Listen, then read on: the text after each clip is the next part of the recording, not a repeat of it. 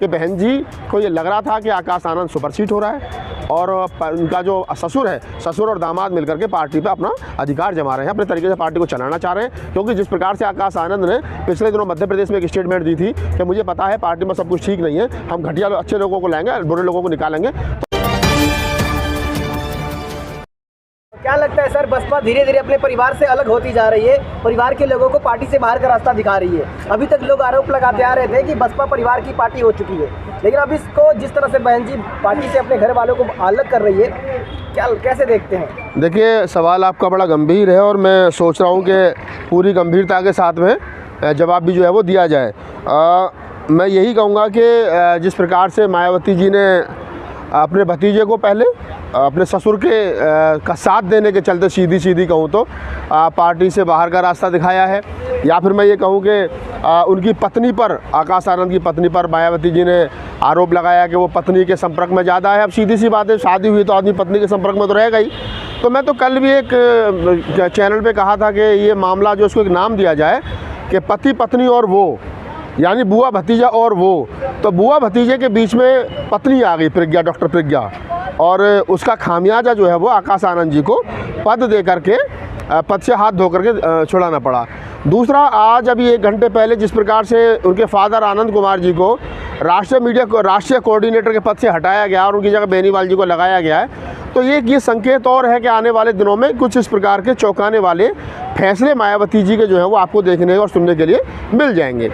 तो बहन जी जिस अपने अंदाज़ के लिए जानी जाती है, चिरपरिचित अंदाज के लिए, कड़े डिसीजन के लिए, और हमेशा से देखिए मायावती जी का ये रहा है कि अगर उनको कोई सुपरसीड करता है ना, तो वो हमेशा से, चाहे तो कांशीराम साहब के समय पर रहा हो, कांशीराम साहब के जाने के बाद में रहा हो, जिस व्यक्ति ने मायावती जी को सुपरसीड करने की कोशिश की, मायावती जी ने जितना बोलने के लिए कहा, अगर उससे एक शब्द भी किसी ने आगे बोला है तो कहीं ना कहीं उसके पर कर दिए गए हैं। तो ये वही काम चल रहा है, परिवार का हो, परिवार के बाहर का हो, परिवार का घर का हो। बहन जी को ये लग रहा है कि एक तो उन पर परिवार का आरोप लगा कि आपने परिवार की प्राइवेट लिमिटेड फर्म बना दी बहुजन समाज पार्टी, और दूसरा, मान्यवर साहब कांशीराम के समय के जितने लोग थे उन सबको एक एक करके पार्टी से निकाल दिया।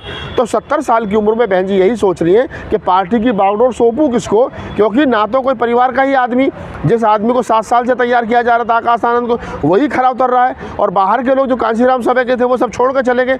तो बहन जी की बेचैनी ये भी कहीं ना कहीं है कि वो इस पार्टी को आखिरकार 70 साल की उम्र में सौंपें किसको। क्या लगता है बहन जी की तानाशाही समाज को किस ओर ले जाएगी?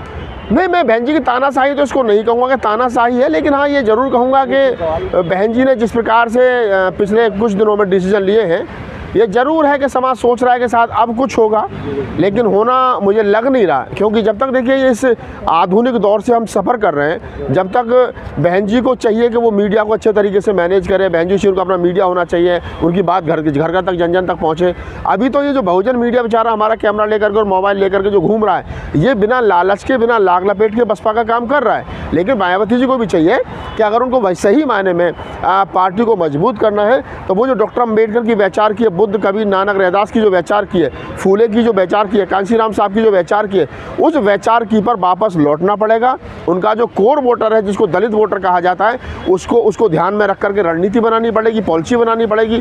ओबीसी की जो जातियां हैं, मोस्ट बैकवर्ड की जातियां, जो कुर्मी, पटेल, शाक्य, कुशवाहा, मौर्य जो जातियां हैं, निषाद है, मल्ला है, जो हमेशा बसपा का कोर वोटर हुआ करता था, मुसलमान, उनको लेकर के आना पड़ेगा, उनके अंदर नेतृत्व तैयार करना पड़ेगा, तब जाकर के बसपा कहीं ना कहीं अपने पुराने रंग में दिखेगी। कहा जा रहा है कि बहन जी ने, जो मान्यवर कांशीराम जी ने अपनी जो मुहिम छेड़ी थी बहुजन एकता को लेकर के, वो मिशन जो खत्म कर दिया मायावती ने। देखिए, बाबा साहब डॉक्टर अम्बेडकर को जब हम पढ़ते हैं तो हमें पता चलता है कि बाबा साहब डॉक्टर अम्बेडकर ने पूरे अपने जीवन में लगभग 15,000 पेज लिखे। उन 15,000 पेजों में कहीं बहुजन शब्द का उन्होंने इस्तेमाल नहीं किया।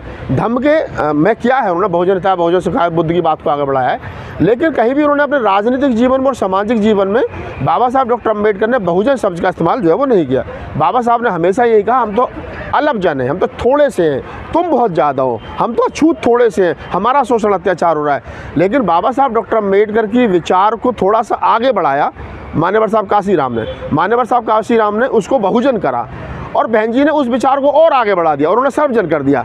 तो जो लड़ाई सिर्फ इस देश के 15-17%, 18% अछूतों की लड़ाई थी, वंचितों की लड़ाई थी, जिस लड़ाई को बाबा साहब डॉक्टर अम्बेडकर ने बड़ी महत्वपूर्ण तरीके से लड़ा, उस लड़ाई को पहले बहुजन बनाया गया। जब बहुजन बना तो दलित कहीं ना कहीं उसमें पीछे सिमट गया, और जब सर्वजन बनाया गया तो सर्वजन में वो जातियाँ भी आ गई जो बहुजन का शोषण करती हैं और बहुजन के साथ साथ दलितों का शोषण करती हैं।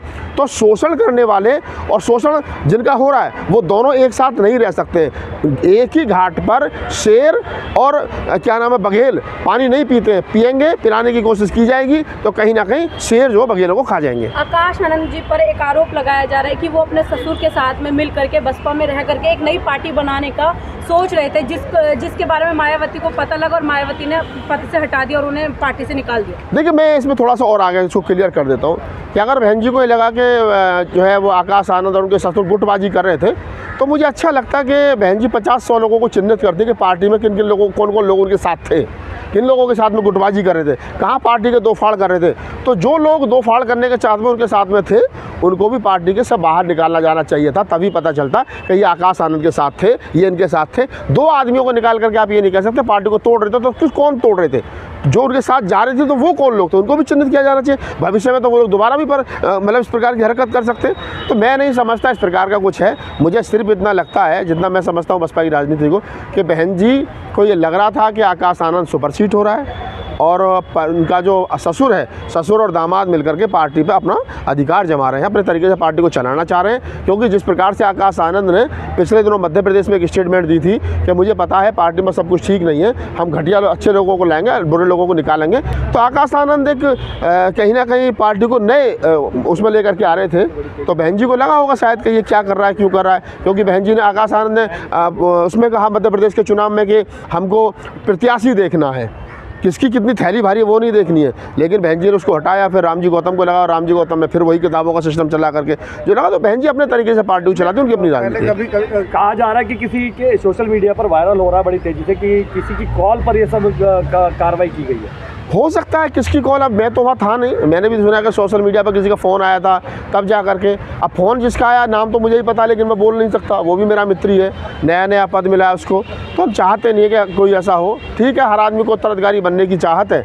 आकाश आनंद अगर 500 करोड़ के बंगले में रहता है 2 नंबर में सरदार पटेल मार्ग पे, तो दूसरे लोगों की चाहत है कोई उस बंगले में जा करके रहे।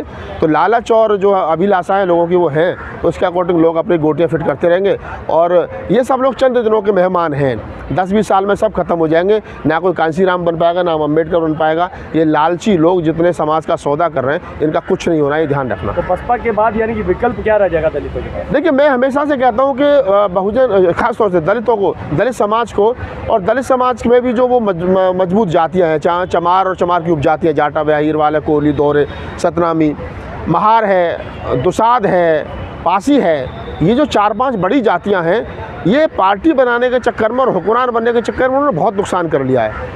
आज की तारीख में देखिए, जिस लोकसभा में 5 लाख वोट चमारों का, जाटवों का होता है, वहाँ जाटव को टिकट नहीं मिलता है, ना वो MP बनता है। जहाँ 3000-4000 वाल्मीकि होते वो जीत जाते हैं, बीजेपी के लोग उनको वोट देते हैं। तो चमार की वोट की वैल्यू नहीं बची, ना तो उसे कोई टिकट दे रहा है, ना उसे कोई वोट दे रहा है। तो चाहिए उनको कि वो अपनी राजनीतिक पार्टी ना बना करके एक देश में बड़ा विपक्ष जो है उसके साथ बैठ करके तैयारी करें, उसके साथ बैठ के बातचीत करें, समाज के भले की बात करें। क्योंकि जब विपक्ष में आप होंगे, सत्ता में आप होंगे, तभी आपका भला हो सकता है। विपक्ष कैसे बन सकता है जब कोई नेतृत्व करने वाला कोई बड़ा नेता ना हो? तो कैसे विपक्ष बनेगा? नहीं, विपक्ष है क्यों नहीं है। राहुल गांधी के रूप में आप विपक्ष देख सकते हो, और तमाम लोगों के रूप में आप विपक्ष देख सकते हो। तो आपको देखना पड़ेगा। ये देखिए, अपनी ही जाति के लोगों में आप अपना नेता ढूंढोगे, ये ठीक नहीं है। आप अपनी ही जाति के लोगों में नेता ढूंढ रहे हो, आप उसको नेता बनाते हो, 100-200-500 करोड़ रुपए का वो मालिक हो जाता है, ऊपर जाकर बिक जाता है, आपका वजूद खत्म हो जाता है। तो कम से कम जाति के लोगों में नेता ढूंढना बंद करो। आपका नेता आपकी वैचारिकी का होना चाहिए। जो कांसीराम ने कहा, जितनी जिसकी हिस्सेदारी उतनी उसकी भागीदारी, उस हिस्सेदारी का नेता होना चाहिए। उस हिस्सेदारी की बात अगर राहुल गांधी करें तो आप उनके साथ में जा सकते हैं, आपको लगता है कोई अन्य पार्टी करे तो आप उसके साथ में जा सकते हैं।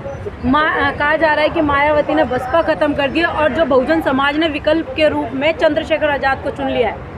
नहीं, चंद्रशेखर को मैं नहीं समझता चुना है। चंद्रशेखर को भी मेहनत करनी पड़ेगी, क्योंकि मिल्कीपुर चुनाव उस बात की चंद्रशेखर को नकारने की सबसे बड़ी वजह है। मिल्कीपुर में उपचुनाव हुआ, बहुजन समाज पार्टी ने अपना प्रत्याशी नहीं उतारा, चंद्रशेखर की पार्टी को वहाँ 5000 वोट पड़ा। तो इसका मतलब चंद्रशेखर को पार्टी अभी बहुजन समाज में और दलित समाज स्वीकार नहीं कर रहा है। धन्यवाद।